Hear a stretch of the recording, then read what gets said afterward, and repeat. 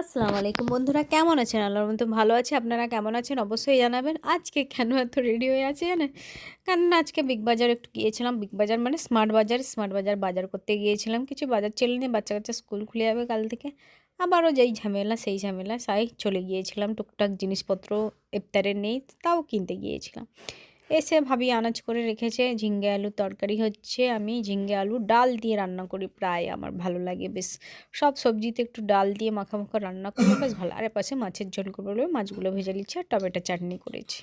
Tomato চাটনি আর পাশে টিকিয়া করবো মানে কাবাব করবো বলে কাবাবের মাংসটাকে বের করে রেখে দিয়ে গিয়েছিলাম। তারপর কাবাবের সব মশলাগুলো দিয়ে মেয়োনিজ দিয়ে একটু বাটার দিয়ে মাখিয়ে নিচ্ছি।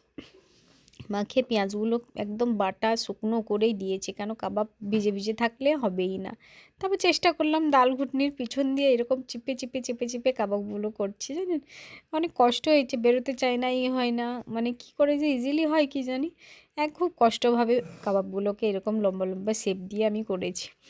আর মেয়ে বলছে কীরকম শেপ দিয়ে চামচে, আরে যেই হোক পাচ্ছি, যে করছি তো। তারপর করলাম, বেশ সুন্দরই হয়েছে। তারপর পাশে তেলে ভাজা করব বলে পাশে পেঁয়াজ হলুদ ডাল বেটে রেখেছিলাম, মুসুর ডালের বড়া, মুসুর ডালের সঙ্গে একটু বেসন দিয়ে ডালটাকে মাখিয়ে রেখেছি। এবার বেগুনি করবো বলে বেগুনি নুন মাখিয়ে রেখেছি। এপাশে বেসনের ব্যাটারটাকে গুটে নিচ্ছি, সব কিছু দিয়ে সব মশলা কিছু দিয়ে বাটটাকে গুটে নিয়েছি বেগুনি করব বলে। এবার সে একদম ছোট ছোট করে বড়াগুলো করেছি, একদম দো পেঁয়াজি নয়, মানে এই ফুলবড়ি টাইপের ছোট ছোট করে দিয়েছি।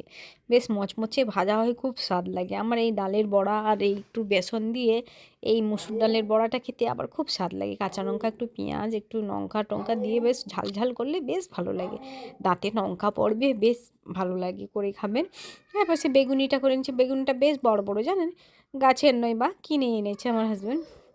সেই বেগুনিগুলো আছে, আমি বলছি না, বেগুন যেহেতু আছে বেগুনিই করি, বেশ ভালো লাগবে। বেগুন খেতে আমার খুব ভালো লাগে সত্যি, মানে তেলের জিনিস সত্যি, আমি নুনঝা জিনিস খুব খাই, আমার খুব ভালো লাগে। আমার মিষ্টি জিনিস আমার চোখের সামনে থাকলেও আমি খেতে ইচ্ছে করি না, কিন্তু তাও আগের মতো আমি বেগুনি তেলে ভাজা এসব খাই না। পেটের প্রবলেমের জন্য আমি কোনো কিছু খাই না, এমনিতেই তেলে ভাজা আমার কি একটা রমজান মাস মানে ভাজা পড়া না হলে ঘরে রমজান বলে ভালো লাগে না, জানেন।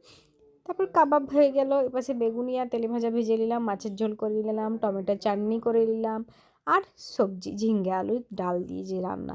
তারপরে এই করে ছোট্ট একটা মিনি ব্লগ শেয়ার করলাম রমজানে। সবাই ভালো থাকবেন, সুস্থ থাকবেন। ভিডিও কেমন হয়েছে অবশ্যই জানাবেন। আল্লাহ হাফেজ।